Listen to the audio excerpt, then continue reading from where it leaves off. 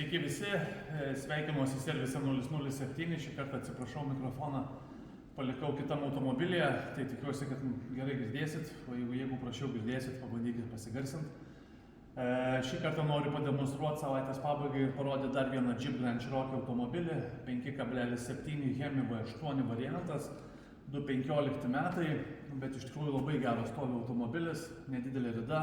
Ir akivaizdžiai tai matosi pagal viską, kaip viskas išlaikyta variklio skyriuje, salone, tikrai geros komplektacijos, labai puikus automobilis, esu tikras, kad klientas džiaugsis juo važiuodamas, orinė pakaba, visų trokštamas 5,7 ir gražiai murkė, ir puikiai važiuoja, ir gerai traukia, ir tikrai tą nuo šiol darys dvigubai pigiau su Landi Renzo dujinė sistema, o apie pačią sistemą trumpai pabandau ir papasakoti, taip pat valdymo blokas sumontuotas štai čia. Greta turim dujinės fazės filtrus, dujos turim todėl, kad turim dujų reduktorius Landi Renzo L10 Turbo Oversize, kurie yra sumontuoti štai šitame kampe. Jie du be abejonės reikalingi ir būtini yra, nes šitas variklis su vienu, jeigu jis ir gali važiuoti labai ribotai.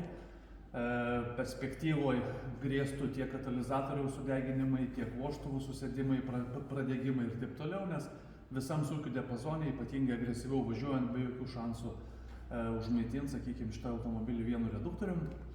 Skystos fazės filtras sumontuotas štai čia, patogus, kaip matot, aptarnavimas, skystos fazės filtro keitimas, vožtuvo valymas, dujinės fazės filtrų keitimas, pats valdymo blokas, viskas yra štai čia, man po ranka pasiekiama, nereikia per daug ardymo, žinoma, reikia įdėti energijos tam, kad tuos filtrus ir tas žarnas prasivesti taip, kad va čia va viskas būtų va taip, o ne kažkur ten po apačią, po inteiko žarnom, kažkur tą filtrą padėti, kur paskui reikia viską ardyti, viską žiūrėti, ten sudėtingi priėjimai, daug keiktis ir keikti visą pasaulį. Tai viskas apgalvota, sudėliota taip, kaip ir turi būti. Saugikliukas taipogi šalia, diagnostinė jungtis šalia, viskas tvarkingai, visi dujinės įrangos laidynai, jie, sakykime, pritaikyti konkrečiai šiam variklio skyriui, pats benzininis valdymo blokas štai čia, taip kad dauguma signalų būtent ten yra ir lituotų.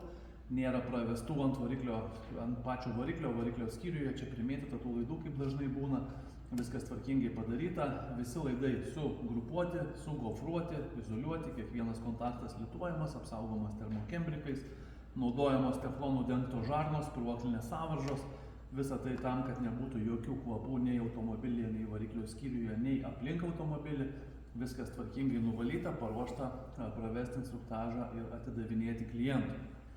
Tai tiek apie patį variklio skyrių. Dujų perjungimo mygtuką sumontuojam ten, kur jo pageidauja klientas. Štai čia, apvalus, gražus, dailus, pridėsiu nuotrauką, be abejonės matysis. Summit komplektacija, gražus salonas, labai viskas tikrai gražu ir fain. Pildymas prie benzino užpilimo vietos, telpa dangtelis, įsukam ir dangtelį, nerūdijančio plieno varžtai.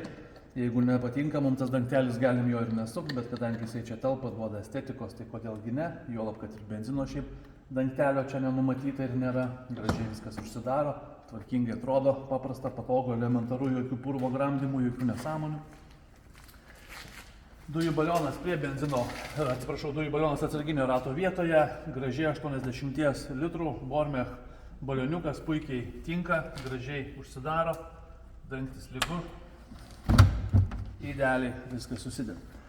Tai va, tai tiek apie šį Jeep Grand Cherokee automobilį ir 5.7 Hemi varikliuką. Ne vienas automobilis toks yra eilėje.